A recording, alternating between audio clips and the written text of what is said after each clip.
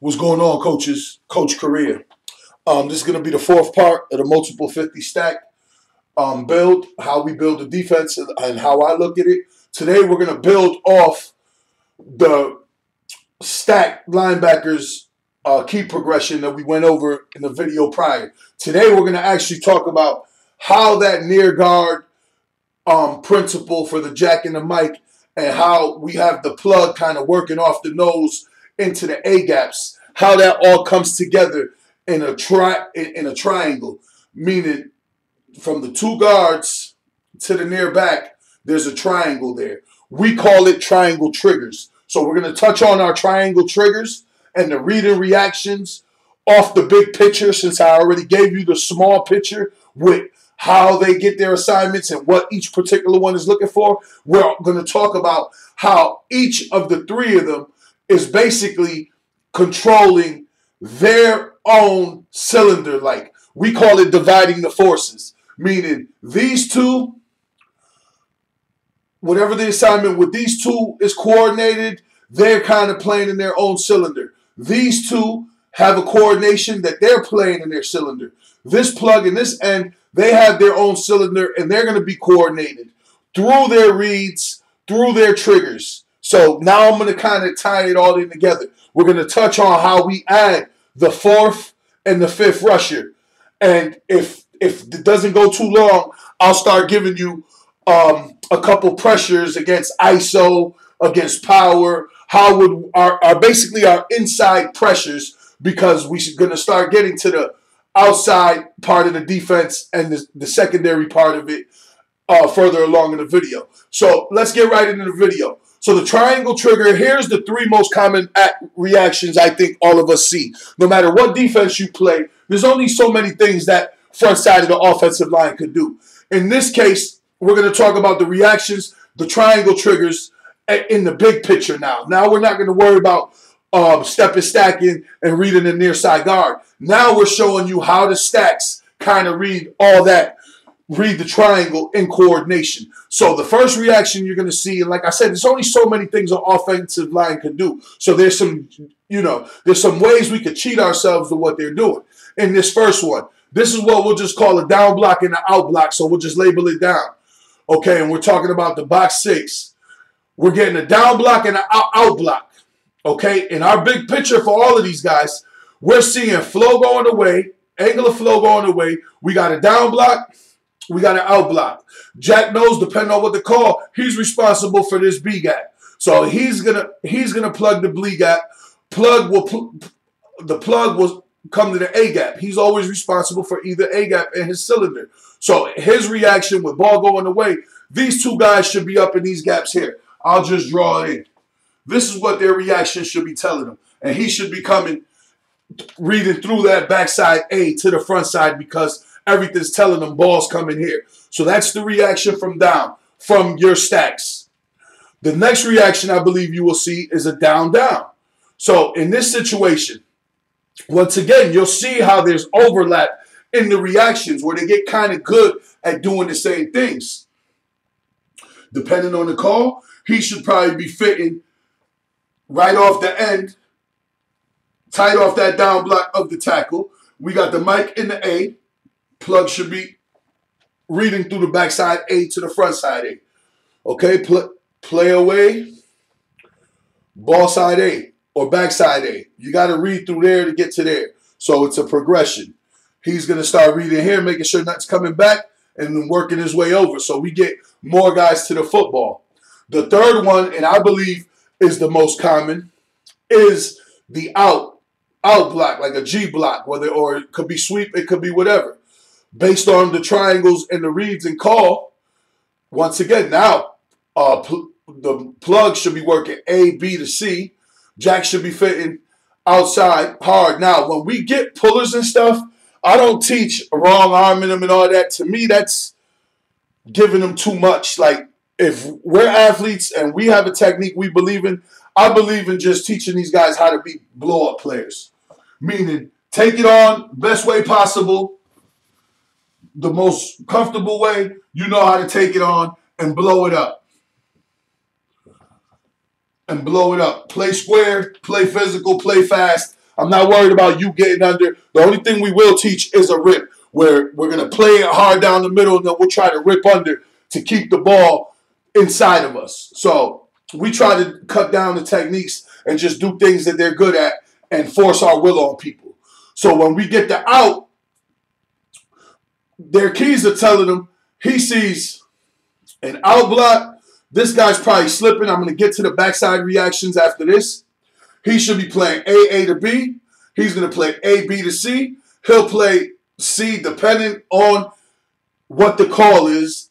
It could be either B gap or C gap, but either way, he's going to play, C to D in this situation. With balls coming away and he sees action away, he's got to know he's got to be a fitter. He's going to be a support fitter. The last reaction you'll see, and I talked about it the last time, which is a common reaction. I think it's a common reaction, and for the most part, I think this is all most of us see in any defense you run. It's just everybody reaching, and we went over it last time. They're going to play. They should be playing inside out on the football in coordination, and we should have 6 guys coming to the football hard at all times. We tried to fit the box with 6 as many times as possible. As you can see, with the triangle concept, it all fits in together.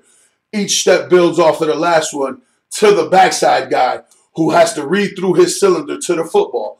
So, in the stack, I think a unique thing for us and what gives us is the advantage that you can lie to us with your guards, but the ball's going to tell us the truth. We're not going to wholesale our whole defense to where we think it's going to go. We're going to read our keys and assignments, and that's going to bring us to where do we go. So we have a reason to do what we do. It's mission specific. I always believe you do things that are specific to what you do, not what everybody else does. So in our world, this is what works for us. We have a way to divide our forces. Now, the next part of this is the backside reactions. And in my opinion, there's two most common backside things we all see. Bear with me. This is giving me a little bit of a problem. The eraser situation because of the black ink.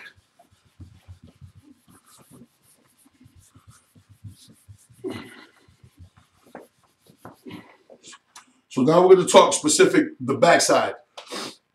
I think most of us will see a scoop of some sort. A scoop and a pull situation.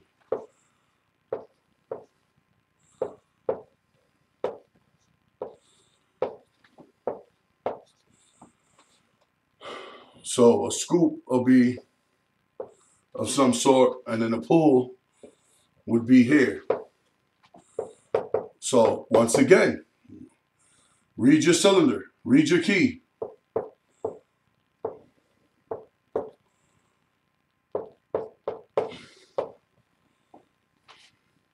His key telling him everything's going away.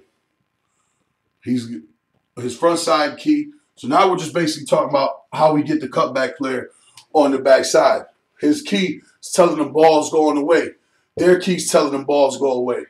And his rule never changes. He's going to play A to B. A to B. So, because we've divided our forces, it gives us an advantageous ability to get our guy to the football no matter what's going on in the back. If we're reading our particular cylinder, we will get where we're going and have an educated guess. It's not about, we're going to be right all the time, but we're giving ourselves the ability to kind of cheat ourselves to where we want to go. So there's your scoop, there's your pull, so everybody can see it. All right, and for the last part, and I know probably a lot of people have been waiting for this, is how do we get to our pressures?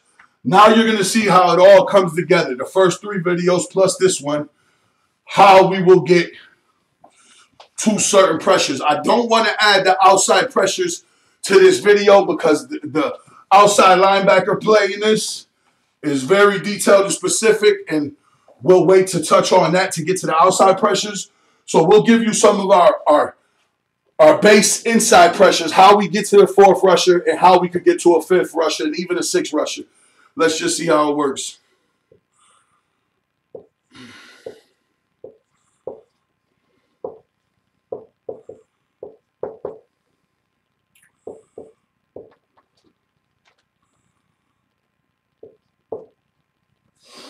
So let's say we're getting ice. Remember, this is chalkboard purposes, so I'm not going to get in all the crazy details. Ball coming here. Against ISO, per game plan and per scouting, and kind of giving ourselves the advantages we need as coaches and putting the time in that we need to be successful, we would probably, against a heavy ice team, we're going to try to bring 2 from the stacks to the same side.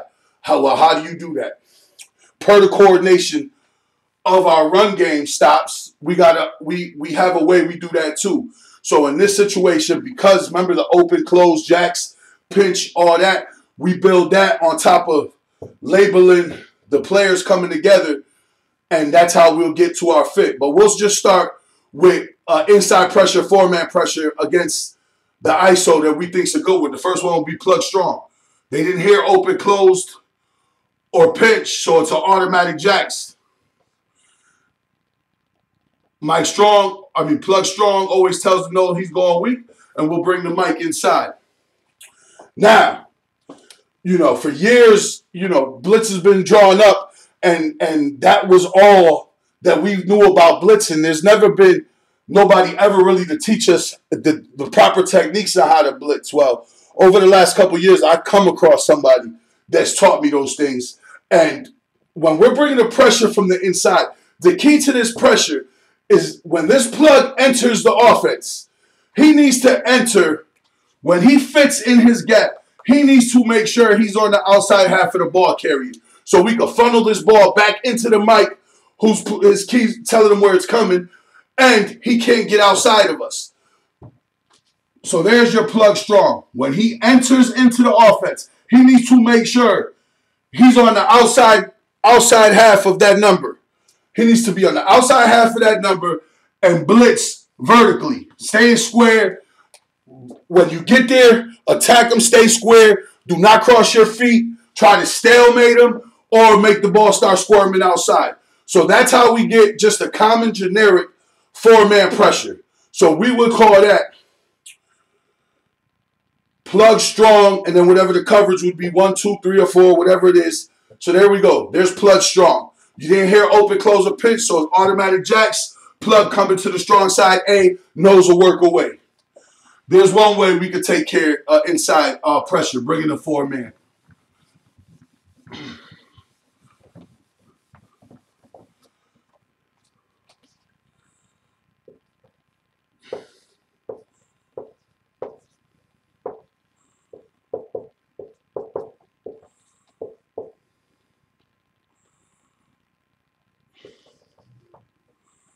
Let's say we want to bring a 5-man pressure. We would just call this, once again, it's not open, closed, or pinch, so it'll be jacks. We could bring our jack blitz just to make it easy. So that would mean jack and plug. And that would be another great ISO pressure. So just right there, within the verbiage, we have the ability to come up with these blitzes on the fly because of the way we communicate with each other. So these are just easy, generic versions. I'm just trying to show you how we get to the pressure. Now, if we want to add the open and close part, so you can see a 4- and 5-man pressure with the open and close, just so you get an idea. Now, usually most blitzes that handle ISO can handle power effectively. Sometimes on power, you want to get the outside involved, but that's another video, and I don't want to get into that. I'm just kind of showing you, the blitzes I would run with the stack 6 or box 6, whatever you would like to call them. And there's a reason why I label him the plug and Mike. When we get later into the defense, when we pull the linebackers, the jack detaches. That's why he's the jack of all trades. The plug comes to the front side, and the mic is your true mic, like in the 3-4. So that's why the 50's multiple. Just so you guys don't think I'm crazy, there's a reason we do that. Let's say we want to go bang. We want to go bang. So when we give it a word, that's a special blitz. So we're going to go bang open. Let's say this is the open side. That's going to tell him he's going to 2-gap, nose will work away, and we're going to bring pressure off the side. This would be a good power blitz, and this is involving the open and close stunt. When we use the word, that's also telling us that we're going to We're going to long stick into the A and bring pressure into the B and C gap. Once again, when we enter the offense, we need to enter attacking straight downhill. If ball is coming to us, make sure we're working to the outside number. Same thing here. He wants to make sure he's keeping the ball to the inside. We are just not running up the field. We're running up the field with purpose. And the reason why we coordinate the front with the pressures is so we could create runners to the football. Creating runners to the football is a very important deal. So there's our bang blitz. So the long stick, work the front away. So that would be open bang 1 or 3. We base out of cover 1 and cover 3, but like I said, I don't want to get to that part until it's time. I'll show you a 4-man pressure that would work well with open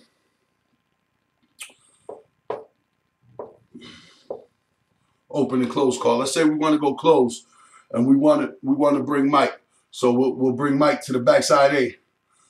We'll go closed, Mike 1 or 3. Now we're going to bring Mike to the backside A gap. All right, try to hit it downhill. We can hit it from depth. We could creep, show, and go and try to hit it from the backside and create some havoc. Like I said, everything is coordinated and builds into the next phase. This was just a generic way to show you how to add a 4th rusher and how to add 5 rushers using the box. There's a ton more available to us, but this ain't about that. This is about showing you guys how I build the defense and all the things that I look at to make sure we're compensated. So until the next time, this was the next video 4 to the multiple 50 stack. It's been a pleasure.